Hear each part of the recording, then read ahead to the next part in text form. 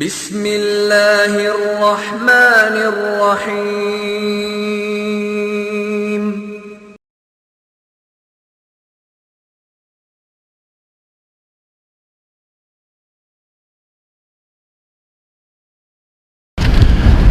ان الحمد للہ نحمده ونستعینه ونستغفره ونعوذ باللہ من شرور انفسنا ومن سیئات اعمالنا من يهده الله فلا مضل له ومن يضلل فلا هادي له واشهد ان لا اله الا الله وحده لا شريك له واشهد ان محمدا عبده ورسوله اما بعد فان خير الحديث كتاب الله وخير الهدي هدي محمد صلى الله عليه وسلم وشر الأمور محدثاتها وكل محدثة بدعة وكل بدعة ضلالة وكل ضلالة في النار رب اشرح لي صدري ويسر لي أمري واحلل عقدة من لساني يفقهوا قولي رب أعوذ بك من همزات الشياطين وأعوذ بك رب أن يحضرون اعوذ باللہ السمیع العلیم من الشیطان الرجیم الم نجعل له عینین ولسانا وشفتین وہدیناہ النجدین فلاقتحم العقبہ وما ادراک ما العقبہ فک رقبہ او اطعام فی یوم ذی مسغبہ یتیما ذا مقربہ او مسکینا ذا متربہ ثم کان من الذین آمنوا وتواصوا بالصبر وتواصوا بالمرحمة أولئك أصحاب الميمنة والذين كفروا بآياتنا أصحاب المشأمة عليهم نار موصدة۔ یہ سورۃ البلد ہے جس کا تقریباً آدھا پہلا حصہ جو ہے اس کا ترجمہ اور تفسیر ہم نے پچھلی نشست میں پڑھ لیے تھے۔ درمیان میں تھوڑا سا وقفہ آ گیا، شاید آپ کو یاد ہی ہوگا کہ کیا باتیں پہلے حصے کے ضمن میں کہی گئی تھیں کہ یہ سورت مکی ہے اور نبی اکرم صلی اللہ علیہ وسلم پر جتنی بھی مکی صورتیں نازل ہوئی ہیں ان کا انداز عموماً ایسا ہے کہ آیتیں چھوٹی چھوٹی، باتیں بڑی بڑی، اور یہ آپ دیکھتے ہیں کہ چھوٹی چھوٹی آیات اپنے کالم میں جس انداز سے یہاں لکھی ہوئی ہیں کوئی آیت پورے کالم میں نہیں ہے، آدھا کالم 1/3 کالم میں وہ پوری آیت جو ہے وہ آ رہی ہے۔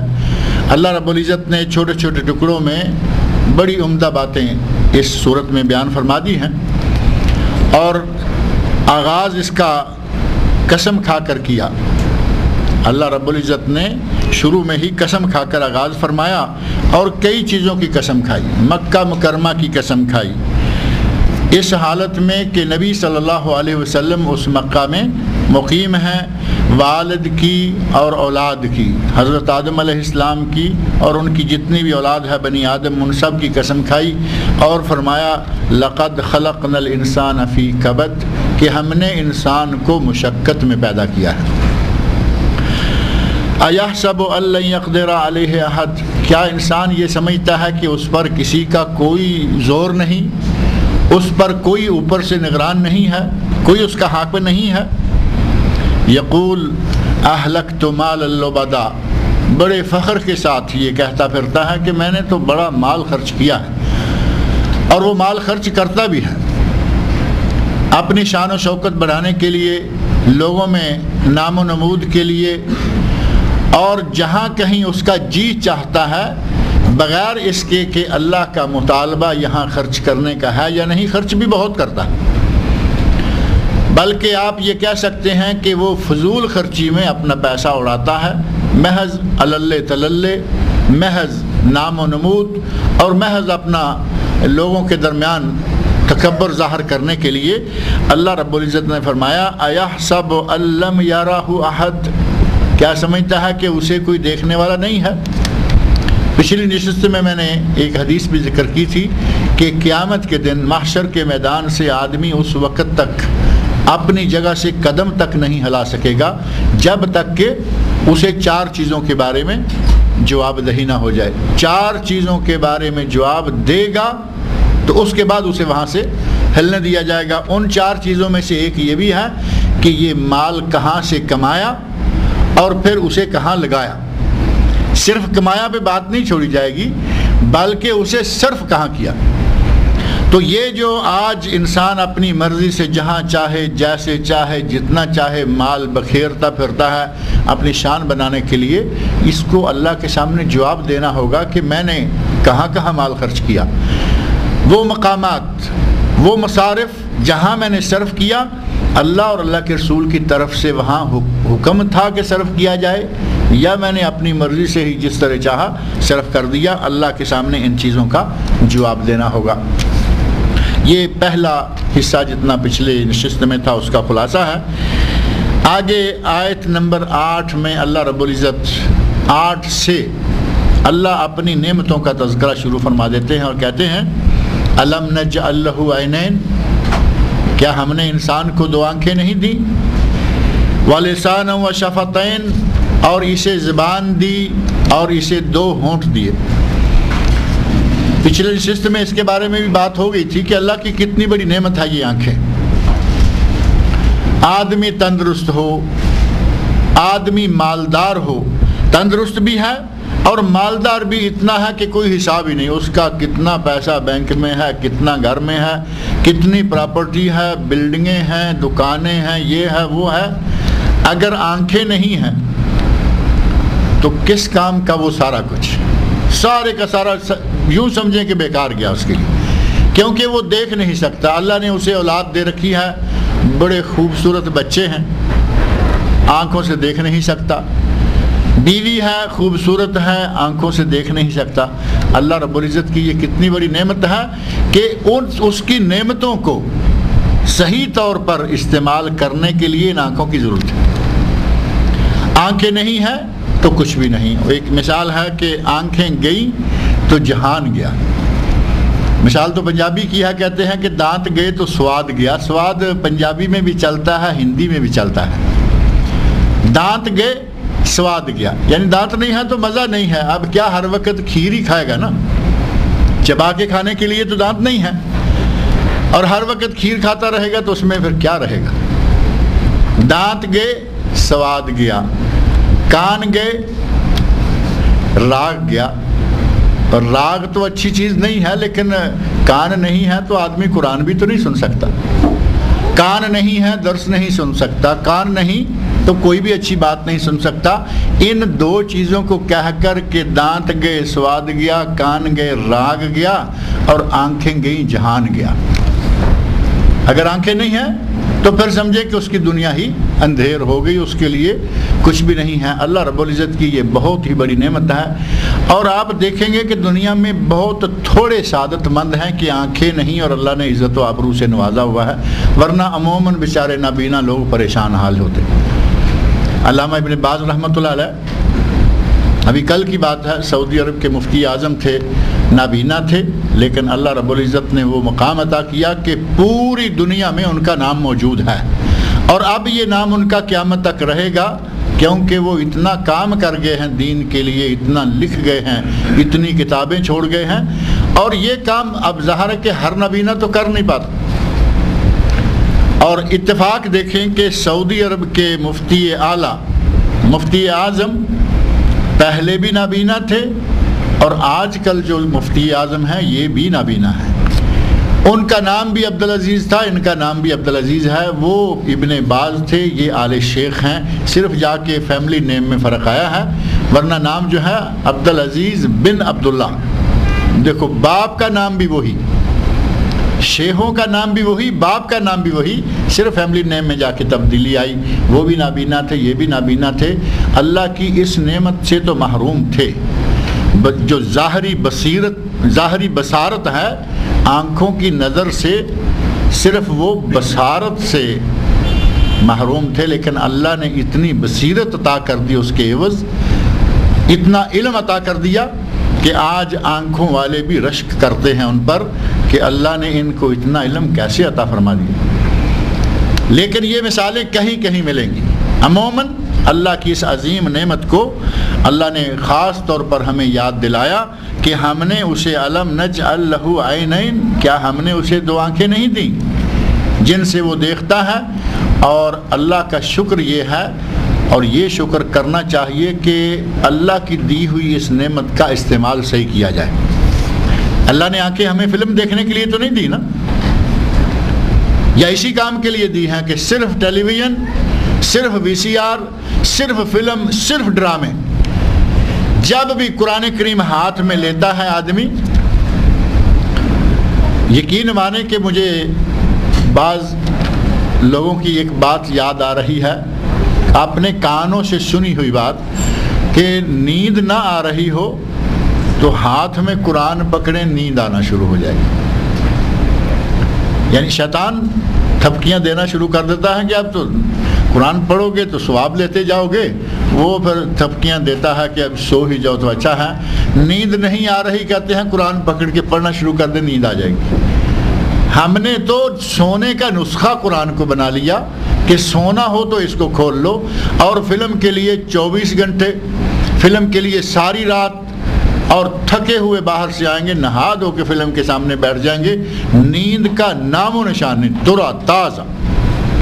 اللہ رب العزت نے ہمیں اپنی آنکھوں کو نظر سوزی کریں تو دین کے لیے نظر سوزی کریں، اسلام کے لیے نظر سوزی کریں، شریعت کو سیکھنے کے لیے، ساری غلط چیزیں دیکھنے کے لیے اللہ کی نعمتوں کو ضائع نہ کیا جائے۔ اللہ نے یہ نعمت دی ہمیں اچھی چیزوں کو دیکھنے کے لیے، قرآن پڑھیں، حدیث پڑھیں، اچھی کتابوں کا مطالعہ کریں، وَلِسَانٌ وَشَفَتَيْن، اور اللہ نے ہمیں زبان دی اور اللہ نے ہمیں 2 ہونٹ دے دی۔ زبان دی جو ایک عظیم نعمت ہے، اگر یہ زبان نہ ہو تو پھر بھی آپ سمجھتے ہیں کہ آدمی کیا ادھورا سا رہ جاتا ہے۔ بہت زیادہ اس نے پڑھا، بہت زیادہ اس کے پاس علم ہے، لیکن اب کیا کرے گا؟ لکھ تو سکتا ہے، بول کر کسی کے ساتھ وہ اپنا معافی ضمیر بھی ادا نہیں کر سکتا۔ دل میں کیا ہے؟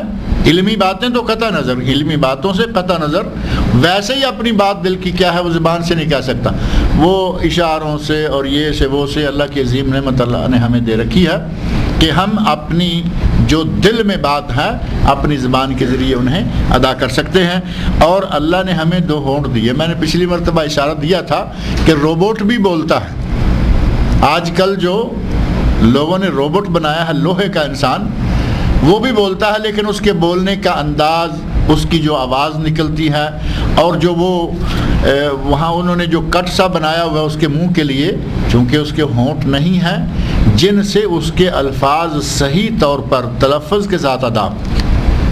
یہ ہونٹ اللہ رب العزت نے ایسے دیے کہ لفظ جو آپ نکالنا چاہتے ہیں اس کا تلفظ بھی یہ ہونٹ بناتے ہیں۔ جو پروننسیشن ہے ایسی تو نہیں نا کہ کچھ بھی آپ کہتے جائیں، لفظ کو کیسے توڑنا، موڑنا، بنانا، سنوارنا اللہ رب العزت نے یہ ہمیں دیا ہے۔ اور پچھلی مرتبہ میں نے ذکر کیا تھا، بار بار ساری باتوں کو دہرائیں گے تو معاملہ لمبا ہو جائے گا۔ یہ زبان بہت سے کام کرتی ہے، چکھنے کا کام، جتنا بھی میٹھا، تیکھا، چٹخارے ہیں وہ سارے وہ اسی کے تو ہیں۔ زبان ہی سے اگر آدمی نے میٹھا یا کڑوا یا مسالے دار یا یہ یا وہ کچھ بھی کھانا ہے تو وہ سارے کے سارے کہتے ہیں کہ اس کی زبان ہی چٹخارے دار زبان ہی ہے، یہی سیر نہیں ہوتی۔ اللہ نے ہمیں یہ زبان عطا فرمائی تاکہ دنیا کی نعمتوں سے ہم فائدہ اٹھا سکیں، اور یہ زبان ہمیں اللہ نے عطا فرمائی تاکہ اس کے دین کی اس کے ذریعے خدمت بھی کر سکیں۔ اور اگر اس کو صرف ایک ہی کام لگا دیا جائے، اپنی زبان کو، یہ چھوٹا سا پرزہ ہے، اگر اسے گز بھر لمبا بنا لیا جائے تو یہ دنیا میں بڑے فتنے بھی پیدا کرتی ہے۔ بعض اہل علم نے باقاعدہ آفات اللسان، زبان کی آفتیں کیا کیا ہیں عربی میں، اور بعض علماء نے اردو میں آفات زبان یا آفات لسان اردو میں کتابیں لکھی کہ زبان کیا کیا غضب ڈھاتی ہے۔ اس زبان سے انسان اگر کوئی اچھا کام لے سکتا ہے تو بے شمار کام ایسے ہیں جو یہ غلط کرواتی ہیں۔ گالی گلوچ کہاں سے نکلیں گے؟ زبان سے۔ اگر کسی کی غیبتیں کریں گے تو کہاں سے؟ زبان سے۔ کسی کے نسب پر، کسی کی ذات پر، کسی کے جسم پر طعن و تشنیع کریں گے تو زبان سے کوئی ایک نہیں بلکہ ایک طویل فہرست ہے۔ اللہ نے اسے نعمت کے طور پر ہمارے لیے احسان جتاتے ہوئے بتایا کہ ہم نے انسان کو زبان دی، وَلِسَانًا وَشَفَتَيْن، 2 ہونٹ دیے۔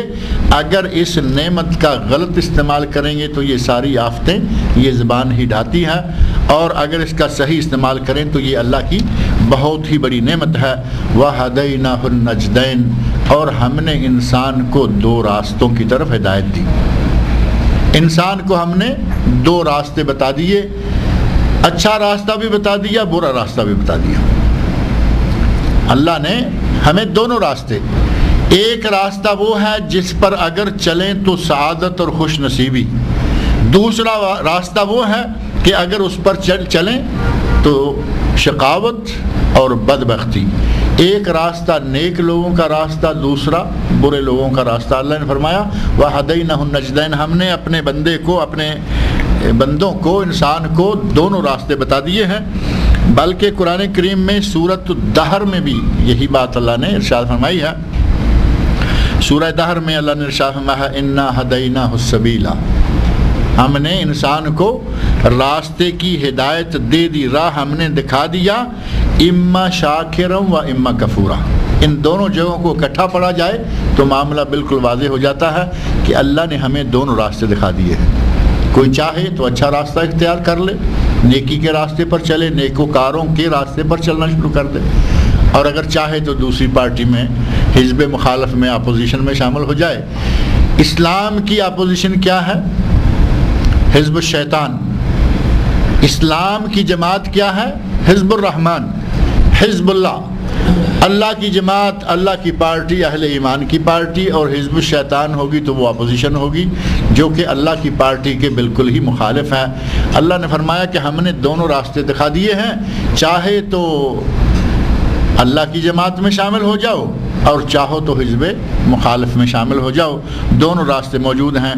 اور 2 راستوں یا نجدین، اس کا ایک ترجمہ بعض اہل علم نے یہ بھی کیا ہے کہ انسان جب دنیا میں آتا ہے تو اس وقت اس کی غذا کا اور کوئی انتظام نہیں ہوتا، کوئی سخت چیز وہ نہیں کھا سکتا، روٹی چبا کے کھا نہیں سکتا، پھل فروٹ کوئی چیز کھا نہیں سکتا۔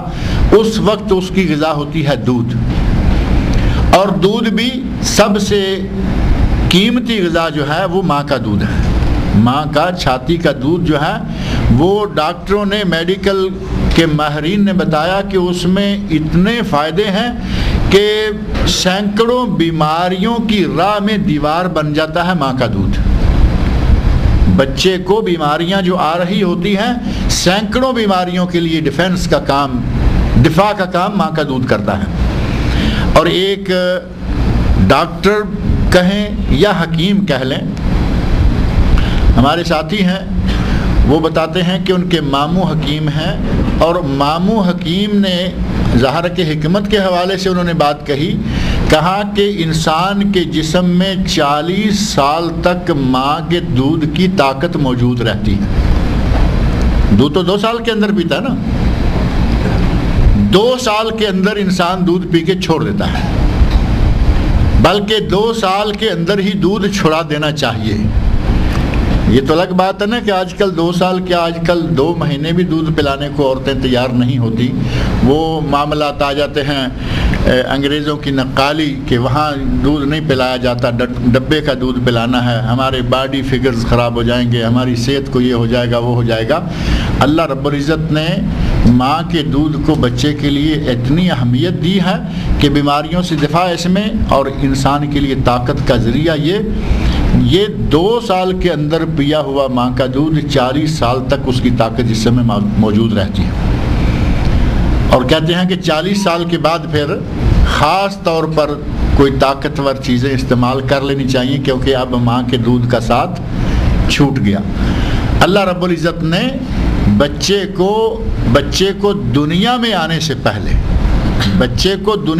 سے پہلے ماں کے پیٹ میں رزق دیا، اور بچہ دنیا میں آیا تو اللہ رب العزت نے اس کی ماں کی چھاتی میں اس کا رزق مہیا کر دیا۔ اور کبھی آج تک نہیں ایسا ہوا ہوگا کہ کوئی کنواری لڑکی ہو، کسی کے یہاں بچہ نہ ہوا ہو اور اس کے یہاں دودھ ہو، اللہ رب العزت جسے بچہ دیتا ہے اس کی چھاتی میں دودھ پیدا کر دیتا ہے۔ یہاں جو وَهَدَيْنَهُ النَّجْدَيْنِ ہے کہ ہم نے انسان کو دو جگہوں کی طرف ہدایت دی۔ نجد کا معنی ہوتا ہے اونچی جگہ۔ میرا خیال ہے پچھلی مرتبہ یہ بات میں نے ذکر کی تھی کہ ریاض کا علاقہ جو ہے، ریاض جو کیپٹل ہے سعودی عرب کا، دارالخلافہ ہے، یہ باہر کے باقی علاقوں سے تھوڑا اونچا ہے۔ اس بنیاد پر اس کو نجد کہا جاتا ہے۔ شیخ محمد بن عبد الوہاب رحمۃ اللہ علیہ کو جو شیخ الاسلام ہیں، انہیں نجدی کے نام سے گالی دی جاتی ہے کہ وہ نجدی تھے، اور جو اہل توحید ہیں دنیا میں وہ چاہے کہیں بھی ہوں، انہیں جو ان کے مخالف ہیں وہ نجدی کہتے ہیں۔ اہل توحید جو عقیدہ صحیح رکھنے والے ہیں، قرآن اور سنت سے جو ثابت ہے اس کو مانتے ہیں، قبروں کی مٹی نہیں کھاتے، فقیروں غریبوں فقیروں اور پیروں، فقیروں کے ساتھ غریبوں کا لفظ آ گیا، وہ غریب تو نہیں ہوتے، وہ تو بڑی مالدار پارٹیاں ہوتی ہیں، وہ ان کے جھنجٹ میں نہیں پڑتے تو اسے کہا جاتا ہے فوراً ہی کہ یہ نجدی ہیں، یہ وہابی ہیں۔ نجد کو نجد اس لیے کہا گیا کہ یہ سطح سمندر سے اونچی جگہ ہے، اور نجد ایک نہیں ہے بلکہ دنیا میں جغرافیے میں نجد کی بہت ساری جگہ ہیں۔ نجد یہ ہے سعودی عرب والا، نجد ایک عراق میں ہے، اور کئی جگہوں پر بعض اہل علم نے، مولانا محمد اشرف حکیم محمد اشرف سندھو رحمۃ اللہ علیہ پاکستان کے ایک عالم گزرے ہیں، انہوں نے نجد حدیث النجد کی تشریح میں بہت ساری تفصیلات جو ہے وہ ذکر کی ہے کہ کہاں کہاں نجد موجود ہے۔ ایک حدیث میں نبی اکرم صلی اللہ علیہ وسلم نے بھی نجد کے بارے میں جب آپ سے کہا گیا کہ نجد کے بارے میں دعا کیجئے تو آپ نے دعا نہیں فرمائی۔ لوگوں نے وہ نجد بنا سنوار کر یہ سعودی عرب والے نجد کو قرار دے دیا، حالانکہ اس نجد سے مراد نجد عراق ہے، نہ کہ سعودی عرب والا۔ بہرحال اونچی جگہ کو نجد کہا جاتا ہے، اور دو نجد، ہم نے انسان کو دو نجدوں کی طرف ہدایت کی، ماں کی چھاتی کی طرف، کہ بچہ ابھی چھوٹا ہوتا ہے، کچھ کھا نہیں سکتا اور وہ کچھ جانتا بھی نہیں، لیکن قدرت نے اس کی فطرت میں یہ بات ڈال دی ہے کہ تجھے غذا کہاں سے ملے گی۔ وہ کچھ بھی نہیں جانتا، لیکن ماں کی چھاتی کی طرف وہ خود بخود پلٹ جاتا ہے اور دودھ پینا شروع کر دیتا ہے۔ اگر اس ایک دن کے بچے کو کہا جائے، سمجھایا جائے، کیا کچھ ممکن ہے کہ نہ وہ سمجھتا ہے، نہ وہ سن کر کچھ سمجھنے کو تیار ہے، نہ دیکھ کر سمجھنے کو تیار ہے، نہ اس کی عقل، اللہ رب العزت نے اس کی عقل میں یہ ڈال دیا کہ تمہاری غذا کے لیے تمہاری ماں کی چھاتی موجود ہے۔ ایک ترجمہ یہ بھی کہ اللہ نے انسان کو دنیا میں آتے ہی اس کی ماں کی چھاتی کی طرف رہنمائی کر دی کہ یہ تیری غذا کے لیے جگہ ہے۔ فَلَقْتَحَمَ الْعَقَبَةَ، اللہ رب العزت کا ارشاد ہے کہ ہم نے تو اسے ان تمام نعمتوں سے نوازا، لیکن یہ دشوار گزار گھاٹی میں داخل ہونے کو تیار نہیں ہوتا۔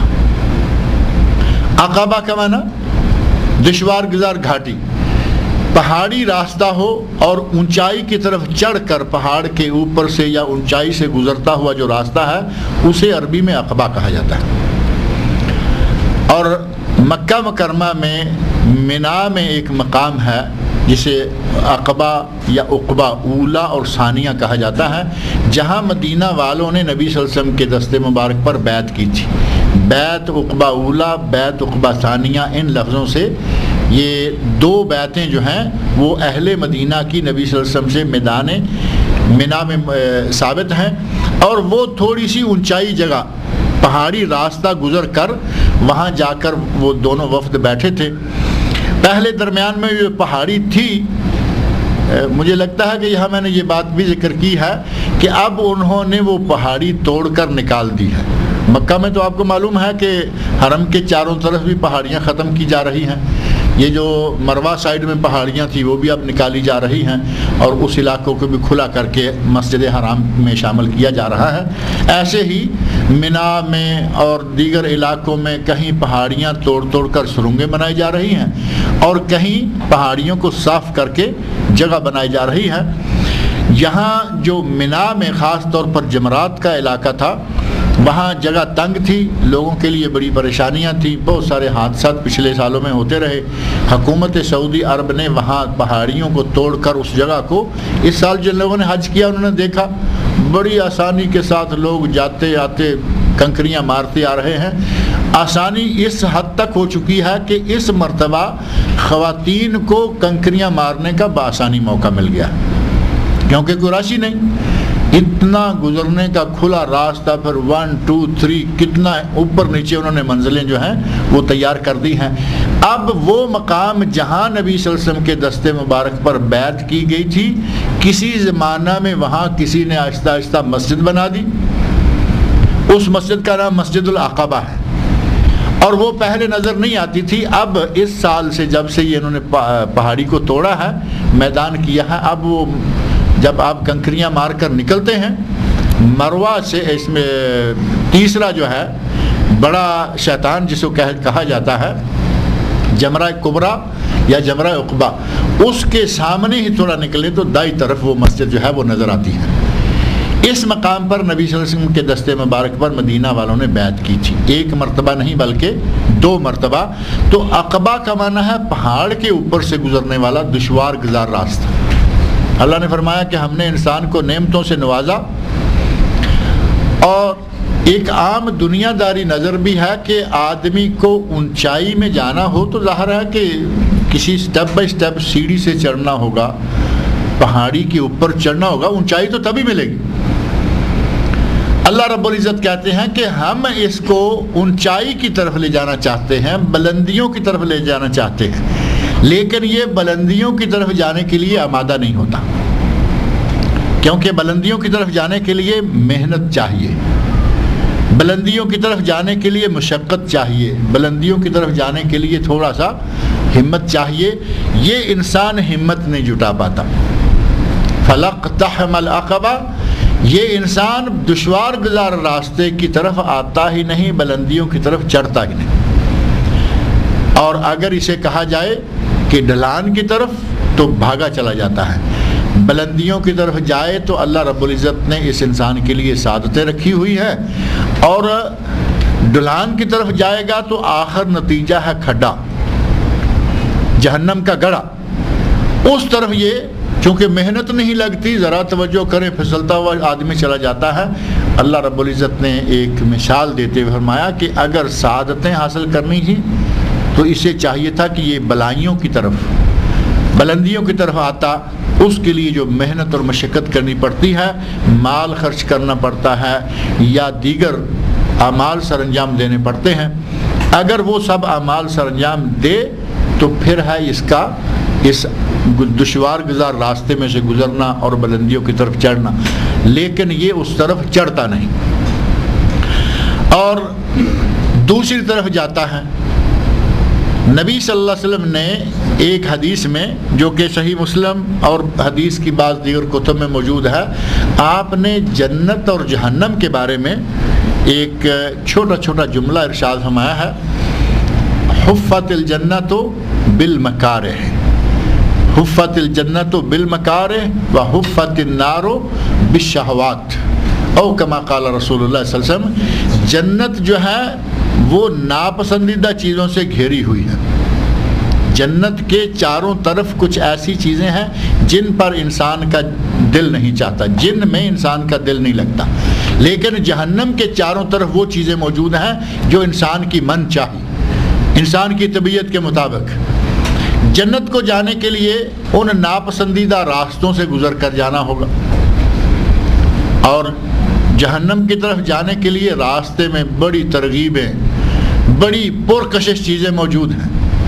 اور اس کی مثال اب چھوٹی سی یوں سمجھ لیں، سردیوں کا موسم ہو، آدمی اپنے کمرے میں ہیٹر جلا کے نرم اور گرم کمبل میں پڑا ہوا ہو، فجر کی اذان ہو جائے تو ظاہر ہے کہ اب بڑی ہمت کر کے اس کمرے کو چھوڑنا، کمبل کو چھوڑنا، بستر کو چھوڑنا اور ٹھنڈے پانی سے جا کے وضو کرنا۔ آج تو اللہ کی وہ نعمتیں ہیں کہ پانی بھی ٹھنڈا نہیں ہوتا، پانی بھی گرم موجود ہے، اگر بستر گرم ہے تو بستر لگے ہوئے ہیں، پانی بھی گرم موجود ہے، لیکن پھر بھی بستر سے نکلنا ایک بڑی ہمت کی بات ہے۔ یہ ہے مکارہ۔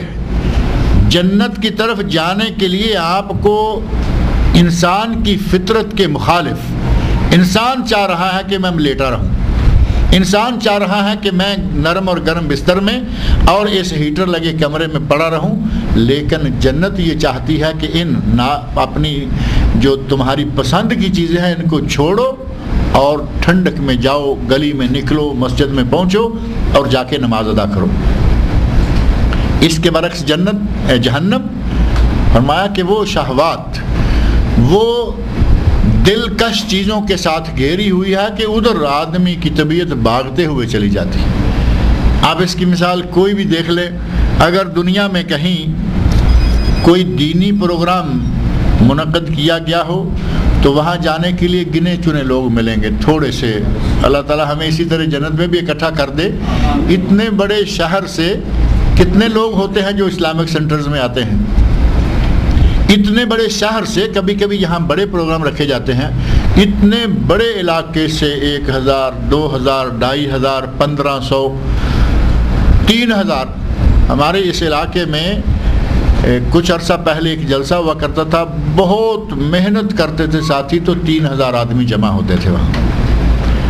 اور کبھی کبھی آپ سنتے ہوں گے کہ ہاف مون پر ایک پروگرام رکھا گیا ہے، یا ہمارے علاقوں میں لے جائے، یہاں تو چونکہ اتنے اوپن پروگرام ہوتے نہیں، کوئی آپ ایسا ویسا پروگرام رکھ دیں، اب پروگرام کی ڈیٹیلز آپ جانتے ہیں، صرف اعلان کر دیں کہ فلاں جگہ پر آج پاکستان یا انڈیا کا فلاں فنکار آیا ہوا ہے، بس فنکار کہہ دیں، اب اخباروں والے اس کے ساتھ سٹار کا لفظ بھی لگا دیں گے۔ فنکار اور سٹار جو مذہبی نقطہ نظر سے، دینی نقطہ نظر سے دنیا کے بدترین لوگ ہیں، وہ ان لوگوں کی نظر میں سٹار ہیں، وہ ستارے ہیں۔ ایک ستارے، اس قسم کے ایک ستارے کو کسی میدان میں لگا کے چھوٹا سا اشتہار دے دیں کہ وہاں اس کا پروگرام ہوگا، چونکہ یہ تربیت چاہتی ہے، لوگ دور پار سے بھاگے چلے آئیں گے، خرچے کر کے آئیں گے، ٹکٹیں لے کے آئیں گے۔ ان جگہوں پہ اتنا لمبا خرچہ نہیں، کوئی ٹکٹ نہیں بیٹھنے کے لیے، بلکہ جانے سے پہلے بہترین کھانا کھلایا جاتا ہے، لیکن یہاں آنے کو جی نہیں چاہتا لوگوں کا۔ اللہ رب العزت نے انسان کی فطرت میں یہ چیزیں رکھی ہوئی ہیں کہ وہ، اور پھر خاص طور پر شیطان چونکہ اس طرف بھگا کے لے جاتا ہے۔ اللہ رب العزت نے فرمایا فَلَقْتَحَمَ الْعَقَبَةَ، یہ انسان میری نعمتوں کو استعمال کرتا ہے لیکن یہ اس دشوار گزار گھاٹی میں داخل ہونے کے لیے تیار نہیں ہوتا۔ وَمَا أَدْرَاكَ مَا الْعَقَبَةُ، اللہ رب العزت نے خود سوال کر دیا کہ آپ کو کیا معلوم ہے کہ وہ دشوار گزار گھاٹی کیا ہے، وہ راستہ کیا ہے۔ اب اس دشوار گزار گھاٹی یا راستے کی خود اللہ نے تعیین فرمائی، یا تشریح کرتے ہوئے فرمایا فک و رقبہ۔ وہ دشوار گزار گھاٹی یہ ہے کہ آدمی کسی کی گردن آزاد کرائے، گردن آزاد کروائے، یعنی غلام ہے، غلام کو آزاد کروا دے۔ نبی صلی اللہ علیہ وسلم کے عہد مبارک میں بعد کے عرصہ دراز تک، بلکہ یہاں شاہ فیصل کے زمانے تک سعودی عرب میں غلام موجود تھے۔ آپ کے علم میں یہ بات ہوگی کہ شاہ فیصل رحمۃ اللہ علیہ نے آ کر یہ سلسلہ جو ہے وہ ختم کر دیا، کہا کہ کوئی غلام نہیں، جس کے پاس غلام ہیں ان کو سب کو آزاد کر دو۔ ابھی تک ہمارے کورٹس میں اس کا ریکارڈ باقاعدہ موجود ہے کہ فلاں آدمی کو فلاں آدمی نے آزاد کیا، باقاعدہ اس کے لیے سرکاری کاغذات مستندات بنائے گئے۔ ان سے پہلے تک غلامی کا سلسلہ باقاعدہ چلتا آ رہا تھا، اور نبی صلی اللہ علیہ وسلم کے عہد مبارک میں اور یہ بعد کے ادوار میں غلام بکتے تھے، خریدے جاتے تھے۔ غلاموں کو بھیڑ بکریوں کی طرح سمجھیں کہ خریدا اور بیچا جاتا تھا۔ اللہ رب العزت نے قرآن کریم میں اور نبی اکرم صلی اللہ علیہ وسلم نے اپنی احادیث میں غلاموں کو آزاد کرنے کی ترغیب دلائی کہ ان انسانی طبقوں کو اس طرح مجبور مقہور نہ رہنے دو، بلکہ ان کو خریدو، آزاد کرو، ان کی قیمت مالکوں کو دو، ان کو آزاد کرتے جاؤ۔ فرمایا کہ وہ گھاٹی ہے غلاموں کو آزاد کرنا۔ اب غلام کو آزاد کرنے کے لیے ظاہر ہے کہ دل پر پتھر رکھنا پڑے گا۔ ایک آدمی کو خریدنا، وہ ایک انسان ہے، اس کی ملکیت میں ہے، اس کے آپ پیسے دیں گے، مثلا 5,000 10,000 1,00,000 ریال دے کر اس کو خریدا اور پھر کہا کہ بھائی جاؤ تم آج کے بعد آزاد ہو۔ 1,00,000 ریال لگا۔ اب 1,00,000 جیب سے نکالنے کے لیے دل جو ہے وہ یوں کرتا ہے کہ 1,00,000 جائے گا، لیکن جن کو اللہ رب العزت توفیق دیتا ہے وہ لاکھوں خرچ کرتے ہیں۔ حضرت ابوبکر صدیق رضی اللہ عنہ، صحابہ کرام، ایک نہیں بہت سارے صحابہ، بڑے بڑے لائق اور بڑے بڑے قیمتی غلام، جب یہ آیات سنی، جب نبی صلی اللہ علیہ وسلم کی طرف سے ترغیب سنی، غلاموں کو آزاد کرتے گئے۔ زین العابدین ابن حسین ابن علی ابن ابی طالب، امام زین العابدین، بڑے امام زین العابدین کہا جائے تو فوراً پہچانے جاتے ہیں۔ امام زین العابدین حضرت علی رضی اللہ عنہ کے پوتے ہیں، حضرت حسین رضی اللہ عنہ کے بیٹے۔ امام زین العابدین رحمۃ اللہ علیہ نے نبی اکرم صلی اللہ علیہ وسلم کی ایک حدیث سنی، اور حدیث جو ہے وہ صحیح بخاری، صحیح مسلم، سنن ترمذی، مسند امام احمد، نسائی، حدیث کی متعدد کتابوں میں وہ حدیث موجود ہے۔ نبی صلی اللہ علیہ وسلم نے ارشاد فرمایا کہ جس نے ایک غلام کو آزاد کیا، اللہ رب العزت اس غلام کے جتنے اعضاء ہیں ان اعضاء کے بدلے میں اس آزاد کرنے والے کے اعضاء کو جہنم کی آگ سے آزاد کر دے گا۔ حدیث سمجھ آئی؟ اگر کسی نے ایک غلام کو آزاد کیا، اب ظاہر ہے کہ اس کی 2 آنکھیں ہیں، 2 ہاتھ ہیں، 2 پاؤں ہیں، منہ ہے، سر ہے، جسم ہے، اس غلام کے جسم کے اعضاء کے بدلے میں اللہ تعالیٰ آزاد کرنے والے کے اعضاء جو ہیں ان کو جہنم سے آزاد کر دے گا۔ بہت بڑی فضیلت تھی کہ ایک غلام کو آزاد کریں تو اللہ اس آدمی کو گویا کہ جہنم سے آزاد کر دے گا۔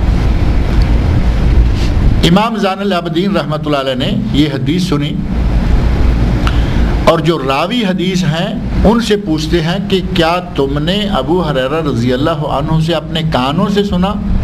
یعنی تاکید کرتے ہیں کہ تم نے یہ خود سنا کہ حضرت ابو ہریرہ رضی اللہ عنہ نے یہ حدیث نبی صلی اللہ علیہ وسلم کی طرف منسوب کرتے ہوئے بیان کی؟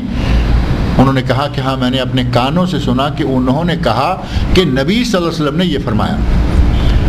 تو امام زین العابدین کے پاس ایک غلام تھے جو بڑے مہنگے، بڑے لائق، بڑے قیمتی، انسان کی قیمت اس کی عقل سے ہوتی ہے، بڑے عقل مند، مطرف نام کے غلام تھے وہ جن کی قیمت لاکھوں درہم تھی۔ جب یہ حدیث سنی تو اسی وقت مطرف کو بلایا اور فرمایا کہ جاؤ اب کے بعد تم ہماری طرف سے آزاد ہو۔ سب سے قیمتی غلام کو آزاد کیا کہ اللہ اس کے اعضاء کے بدلے میں میرے اعضاء کو جہنم کی آگ سے آزاد کر دے گا۔ اب ظاہر ہے کہ ایک آدمی کو کوئی چیز ہے، مثلا گاڑی لے لیں، گاڑی کھڑی ہے گھر کے سامنے، آفس کے سامنے، کوئی آدمی آتا ہے کہتا ہے کہ گاڑی بیچتے ہو؟ کہا کتنا دیتے ہو؟ ایک آدمی اس کی قیمت لگا دیتا ہے، قیمتی گاڑی ہے، اس نے کہا جی میں اس کی 1,00,000 یا کم و بیش قیمت دیتا ہوں، بات نہیں بنی۔ اور دوسری طرف ایک آدمی آتا ہے، وہ کہتا ہے کہ ہمیں کسی اسلامی ادارے کے لیے یہ تمہاری گاڑی چاہیے، اسلامی ادارے کو ضرورت ہے ٹرانسپورٹ کے لیے یا کسی حوالے سے، تو ہمیں ڈونیشن کے طور پر گاڑی چاہیے، فری میں گاڑی چاہیے۔ اب جسے تھوڑی دیر پہلے لاکھوں مل رہے تھے اور وہ اور مانگ رہا تھا، اسے کہا جائے کہ فری میں مدرسے کو گاڑی دے دو، کتنی ہمت کی بات ہوگی کہ اب یہ مدرسے کو فری گاڑی دے دیں۔ حضرت زین العابدین رحمۃ اللہ علیہ نے بھی یہی کیا کہ اتنے قیمتی غلام کو نبی صلی اللہ علیہ وسلم کی حدیث سنی اور آزاد کر دیا بغیر کسی پیسے کے۔ اور نیک لوگ تو ایسا کرتے ہی رہتے ہیں، وہ اللہ سے لینے کے لیے اس دنیا کی قیمتوں کی کوئی پرواہ نہیں کرتے۔ امام زین العابدین کا ایک واقعہ میرے ذہن میں اور آ رہا ہے۔ غلام کچھ پانی لایا وضو کے لیے یا کیسے لایا، تو وہ پانی کا برتن جو ہے وہ ہاتھ سے گرا اور زین العابدین رحمۃ اللہ علیہ کے پاؤں پر جا لگا۔ اب ظاہر ہے کہ پانی کا بھرا ہوا برتن پاؤں پہ جا کے گرے گا تو تکلیف ہوگی۔ وہ فوری طور پر غلام جو ہے، غلام سمجھدار تھا، غلام نے قرآن کریم کی آیت کا سہارا لیا۔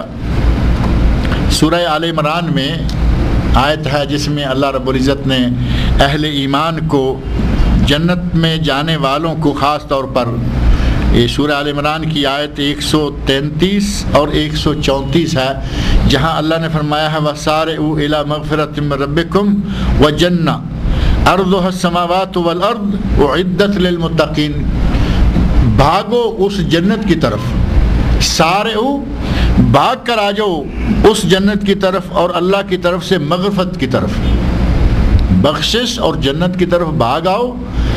اور جنت کے ساتھ ہی فرما دیا کہ اس جنت کا طول و عرض، اس کی لمبائی چوڑائی کتنی ہے؟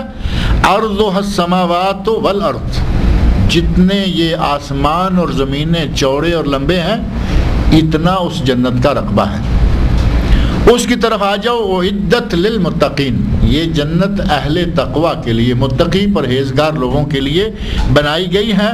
اور متقی پرہیزگار لوگوں کی صفت بیان کی، الذین ينفقون فی السراء والضراء، جو کہ جب فارغ البال ہوتے ہیں، مالدار ہوتے ہیں، تب بھی اللہ کی راہ میں خرچ کرتے ہیں، اور جب ذرا تنگ دست ہوتے ہیں تب بھی اللہ کی راہ میں خرچ کرتے ہیں۔ اب متقی کی صفت اللہ نے کیا بتائی ہے؟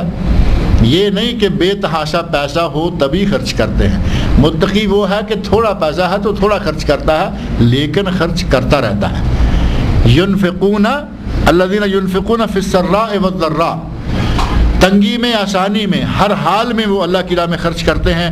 والکاظمین الغیظ، اور وہ اپنا غصہ پی جاتے ہیں، اگر کسی پہ غصہ آ جائے تو غصہ پی جاتے ہیں۔ والعافین عن الناس، اور لوگوں کو وہ معاف کر دیتے ہیں، اگر کسی نے ان کی شان میں گستاخی کی، کسی نے تکلیف پہنچائی تو ان کو معاف کر دیتے ہیں۔ واللہ یحب المحسنین، اور اللہ احسان کرنے والوں کو پسند کرتا ہے۔ غلام کے ہاتھ سے برتن گرا، امام رحمۃ اللہ علیہ کو تکلیف ہوئی، غلام سمجھدار تھا، فوری طور پر انہوں نے یہ آیت پڑھی،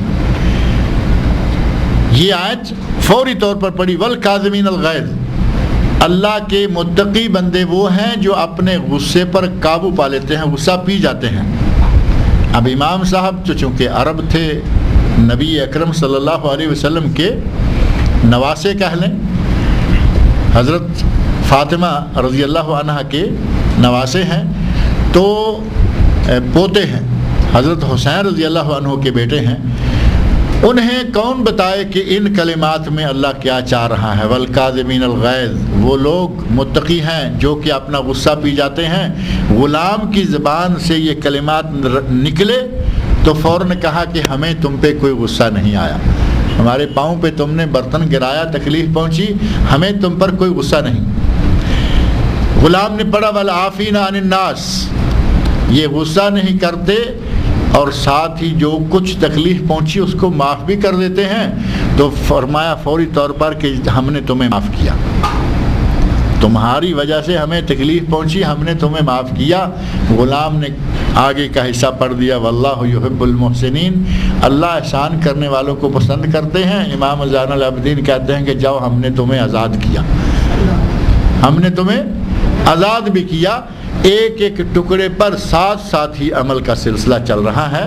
اللہ والے غلاموں کو آزاد کیا کرتے تھے کیونکہ انہیں یہ معلوم ہے کہ نبی صلی اللہ علیہ وسلم فرمایا کہ غلاموں کو آزاد کرنے سے آدمی خود جہنم سے آزاد ہو جاتا ہے۔ اللہ رب العزت نے فرمایا یہ ہے گھاٹی، جس گھاٹی کی طرف یہ بندے نہیں چڑھنا چاہتے، نعمتیں استعمال کریں گے لیکن جہاں گھاٹی کی باری آئی اس طرف آنے کو تیار نہیں ہوتے۔ فک و رقبہ، کسی کی گردن آزاد کرنا۔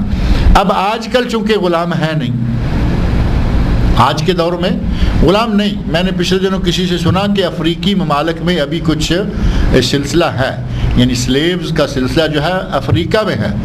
اب کون افریقہ جانتا ہے، کون دیکھتا ہے، کون جاتا ہے. آج اگر کسی نے غلام آزاد کرنے کی نیکی کرنا ہے تو اہل علم نے لکھا ہے کہ اس کا ایک طریقہ یہ ہے کہ ایک آدمی کا بال بال قرضے میں پھنسا ہوا ہے، مقروض ہے، کسی بیماری کے نتیجہ میں، گھر کی کسی پریشانی کے نتیجہ میں قرضہ لے لیا، اب قرضہ اتر نہیں رہا. اس آدمی کا قرضہ ادا کر دے تو انشاءاللہ اسے بھی گردن آزاد کرنے کا ثواب ملے گا، کیونکہ یہ بھی اس کی گردن پھنسی ہوئی ہے مقروض لوگوں کے ہاتھوں میں. اگر اس نے اس کو آزاد کر دیا، یا کوئی آدمی باہر قرضہ دے کے پھر بھی نہیں رہا، لوگوں نے اس کی کمپلین کر دی، اسے پکڑ کر لوگوں نے بند کر رکھا ہے، جیل میں ہے. اگر کوئی جیل میں بند ہے اور صرف قرضے کے لیے، اور اس کا قرضہ کہیں جوئے پہ بھی نہیں لگایا. کچھ لوگ تو وہ ہے نا، جوا کھیلتے ہیں، قرضہ چڑھ گیا، جوا میں پہلے اپنے کیش پیسے ختم کیے، بعد میں گھر بھی بیچ دیا، اور بعد کم نصیب وہ ہیں کہ اپنی بیوی کو بھی داؤ پہ لگا دیتے ہیں. ایسے واقعات تو سننے میں آئے ہوں گے، بیوی تک بھی جوئے میں ہار بیٹھے. اس قسم کا وہ مقروض نہیں، کسی مجبوری میں، دیندار آدمی ہے، نیک ہے، پرہیزگار ہے، لیکن کسی مجبوری میں آ کر مقروض ہو گیا، اس آدمی کو لوگوں نے کمپلین کر کے بند کروا دیا جیل میں. اب جیل والے کہہ رہے ہیں کہ جب تک تم اپنا قرضہ ادا نہیں کرو گے یہیں رہنا ہوگا. اس قسم کے آدمی کا قرضہ ادا کر کے اگر اسے جیل سے نکلوا کر اس کے بچوں میں پہنچاتا ہے تو انشاءاللہ اسے بھی فک و رقبہ کا اجر اللہ تعالیٰ عطا فرمائے گا. فک و رقبہ او اطعام فی یوم ذی مسغبہ، یا بھوک والے دن بھوکے لوگوں کو کھانا کھلانا. اب جس کا پیٹ بھرا ہوا ہو اسے تو سارے ہی کھلا لیتے ہیں. مالدار لوگوں کو کھلانے کے لیے تو ظاہر ہے کہ ہر آدمی چاہتا ہے اس کی دعوت کروں، بلکہ تمنا رکھتے ہیں کہ کبھی میری دعوت میں یہ آئے تو میں اس کو اپنے گھر میں بلاؤں. مزہ تو تب ہے کہ جو غریب بھوکا مر رہا ہے اس کو کھلایا جائے.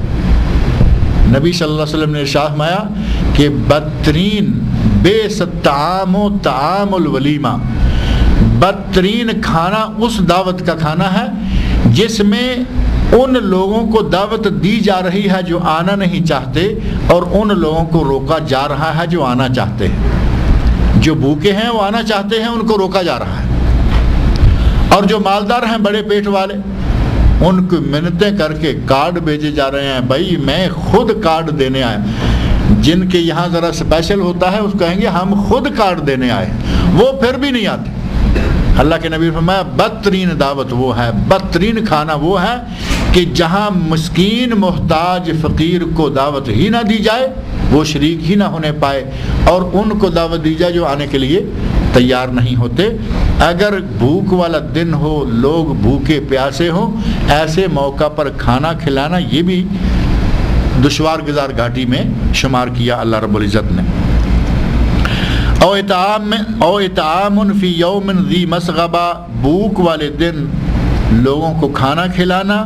یتیمن ذا مقربہ، یا یتیم آدمی جو قرابت دار بھی ہے، قرابت دار یتیم کے ساتھ حسن سلوک کرنا، اس کو کھانا دینا، اس کو کپڑا دینا. پہلے جو آیات یا جو صورتیں ترجمہ اور تفسیر کی جا چکی ہیں، وہاں ایک واقعہ ابو جہل کے بارے میں ذکر کیا تھا میں نے کہ اس کا ایک یتیم تھا جس کو اس نے دھکا مار دیا تھا سورۃ الماعون کے ضمن میں. اللہ رب العزت نے اس کا یتیم کو دھکا مارنا قرآن کریم میں بطور ریکارڈ قیامت تک کے ذکر کر دیا کہ یتیم کو دھکا مارنا، اور یتیم جو اپنا ہے. یتیم دو طرح کے ہوتے ہیں، ایک اپنا یتیم ہے، پتہ ہے کہ یہ میرا بھتیجا ہے، پتہ ہے کہ یہ میرا بھانجا ہے، پتہ ہے کہ یہ چچا کا بیٹا ہے، پتہ ہے خالہ کا بیٹا، رشتہ دار ہے، قرابت دار ہے یتیم، بے آسرا بے سہارا ہے، اس کے سر پر ہاتھ پھیرنا. اور ایک یتیم پتہ ہے کہ کوئی ہے لیکن یہ بچے یتیم ہو گئے، ان کا باپ فوت ہو گیا، چھوٹے چھوٹے بچے ہیں، وہ بھی یتیم ہیں. اپنے یتیم پر خرچ کرے گا تو 2 گنا ثواب.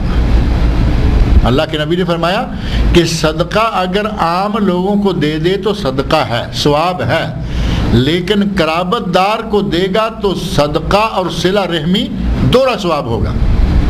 یتیم اگر اپنا ہے تو بڑا اجر و ثواب ہے اس کی خدمت کرنا، اور اگر یتیم غیر کا بھی ہے، کوئی اور یتیم ہے، اجنبی ہے، تو بھی اس کے لیے اجر و ثواب ہے۔ نبی اکرم صلی اللہ علیہ وسلم ارشاد فرماتے ہیں کہ جس آدمی نے کسی یتیم کے سر پر ہاتھ رکھا، کسی یتیم کو پالا، وہ یتیم اس کا اپنا ہو یا اجنبی ہو، وہ قیامت کے دن میرے ساتھ جنت میں یوں ہوگا۔ آپ نے انگشت شہادت یہ اور درمیانی انگلی ان دونوں کو یوں ہلا کر لوگوں کو فرمایا کہ وہ قیامت کے دن میرے ساتھ جنت میں یوں ہوگا۔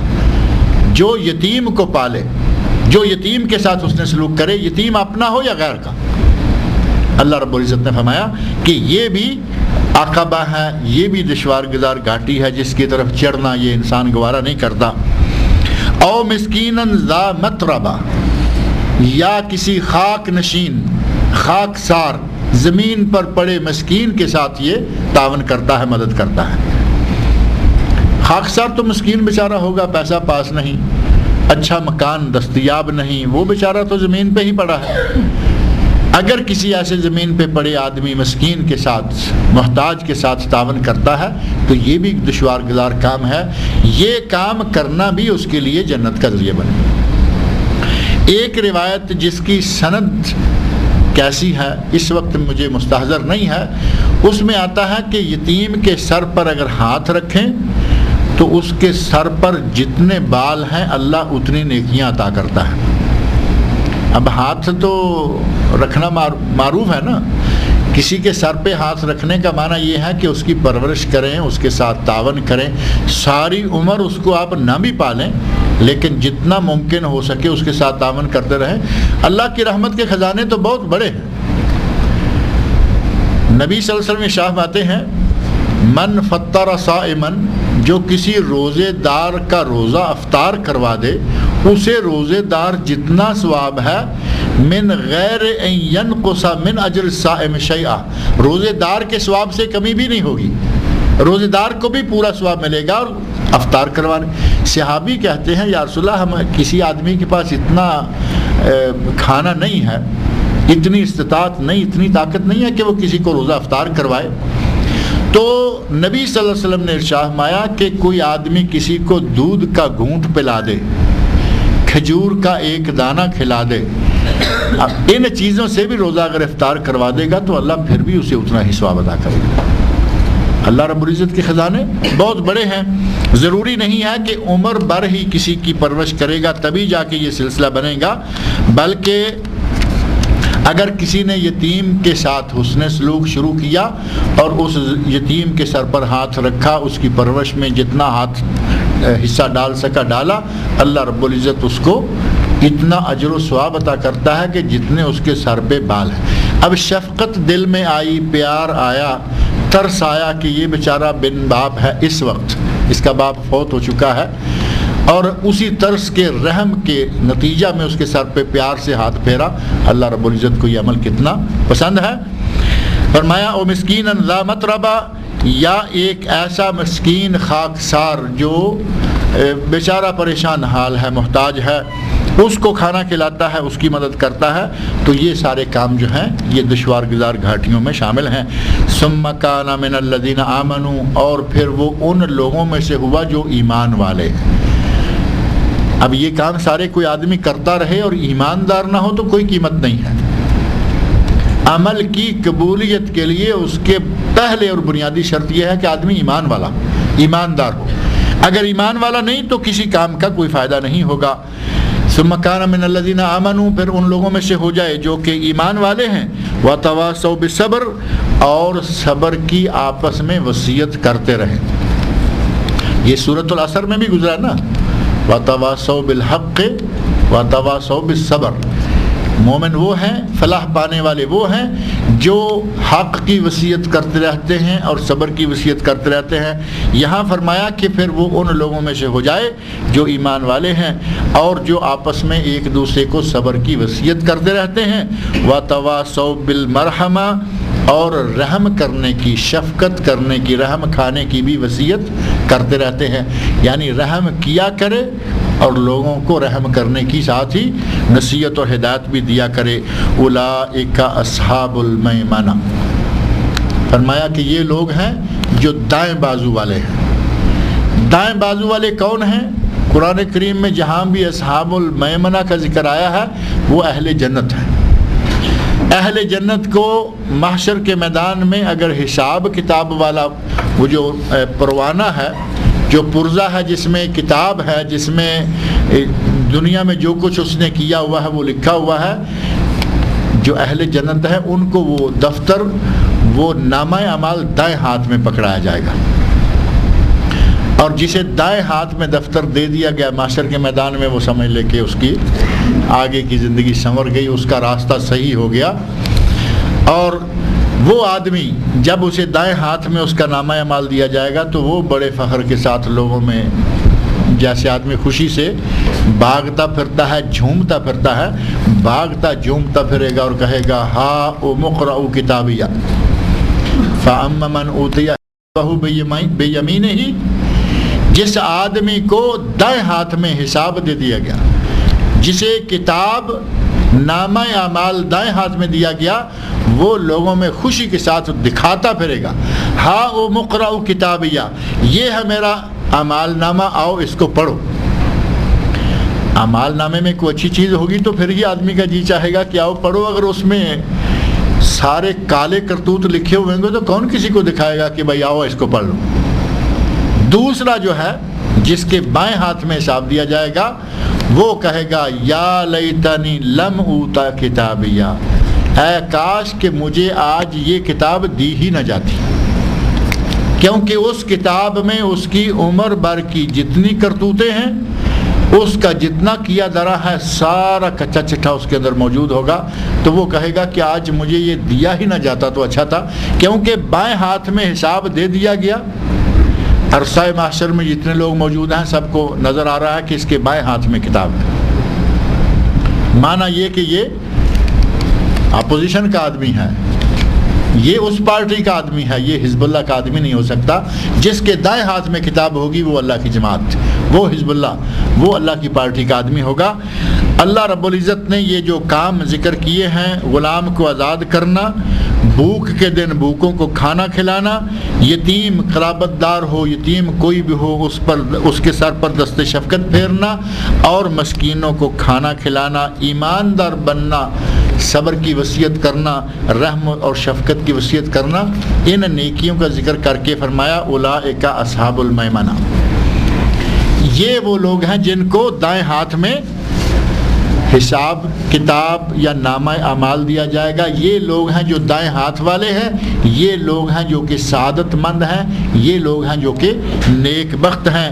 والذین کفروا بآیاتنا، اور وہ لوگ جنہوں نے ہماری آیات کو جھٹلایا، ہماری آیات کا انکار کیا، ہم اصحاب المشأمہ، وہ بائیں ہاتھ والے ہیں، وہ کم نصیب ہیں، وہ بدبخت ہیں۔ جن کو بائیں ہاتھ میں نامہ اعمال دیا جائے گا وہ بدبختی والے ہیں۔ علیہم نار موصدہ، ان پر جہنم کی آگ بند کی گئی ہے، ان پر جہنم کی آگ بند کی گئی ہے۔ پہلے ایک صورت گزر چکی ہے کہ وہ جہنم میں ڈالے جائیں گے۔ علیہم نار موصدہ تطلع علی الافئدہ، ان کو جہنم کی آگ میں ڈال کر اس آگ کو چاروں طرف سے اتنا پیک اور بند کر دیا جائے گا کہ نہ اس آگ کی گرمی باہر نکلنے پائے کہ وہ کم ہو جائے، اور نہ یہ آدمی اس آگ سے بھاگ کر باہر نکلنے پائے۔ اللہ رب العزت آدمی کو ایسی جہنم میں بند کر دے گا، اور وہاں تطلع علی الافئدہ، وہ آگ دلوں پر چڑھ رہی ہوگی۔ یہاں میڈیکل ڈاکٹر بھی اس بات کو مانتے ہیں کہ دل تک آگ کا اثر پہنچنے سے پہلے آدمی مر جاتا ہے۔ اگر کوئی آدمی آگ میں جلنے لگے، آگ میں ڈال دیا جائے تو دل تک آگ کی تپش پہنچنے سے پہلے آدمی مر جاتا ہے۔ اللہ نے فرمایا کہ ہماری جو جہنم ہے اس میں جس کو ڈال دیا جائے گا وہ مر بھی نہیں پائے گا، اس کے دل کو اس آگ کی تپش پہنچے گی، اللہ تعالیٰ مجھے اور آپ سب لوگوں کو اس آگ سے محفوظ رکھے جس آگ کی ذرا سی تپش گوارا نہیں، ہاتھ پہ نہیں، جسم کے کسی حصے پہ نہیں، جب اس کی تپش دل کو پہنچے گی تو کیا عالم ہوگا۔ اللہ نے فرمایا کہ جہنم کی آگ کی تپش جو ہے وہ دل تک بھی اثر کرے گی، پہنچے گی۔ اللہ نے یہاں فرمایا کہ جو بائیں ہاتھ والے ہیں، جو ہماری آیتوں کا انکار کرنے والے ہیں، وہ بائیں ہاتھ والے کم نصیب لوگ ہیں، جہنم میں ہوں گے اور جہنم کی آگ کو ان پر بند کر دیا جائے گا۔ نہ آگ کی شدت، تپش اور سوزش میں کمی ہوگی اور نہ وہ اس آگ سے نکل سکیں گے۔ اللہ رب العزت ہمیں اصحاب المیمنہ میں سے بنائے، اللہ تعالی ہمیں جنت الفردوس کے وارثوں میں سے بنائے، اللہ تعالی ہمیں بائیں ہاتھ والوں سے بچائے اور اللہ تعالی ہمیں ہر اس کام سے محفوظ رکھے جو بائیں ہاتھ والوں کا ہے۔ اللہ تعالی مجھے اور آپ سب لوگوں کو قرآن کریم پڑھنے، سمجھنے اور اس کے احکام پر عمل کرنے کی توفیق عطا فرمائے۔ ایک صاحب نے یہ پرچی دی تھی، انہوں نے لکھا ہے کہ ہماری بڑی بیٹی عذرا رومانہ، شاید پورا نام لکھا ہے، وہ بیمار ہے اور انڈیا کے کسی ہاسپٹل میں ہے۔ سب لوگ دعا کریں کہ اللہ تعالیٰ ان کی بیٹی کو شفائے کاملہ و عاجلہ عطا فرمائے۔ اور بھی جتنے مسلمان بیمار ہیں، پریشان حال ہیں، اللہ تعالیٰ تمام مسلمانوں کی بیماریوں کو دور کرے، اللہ تعالیٰ تمام مسلمان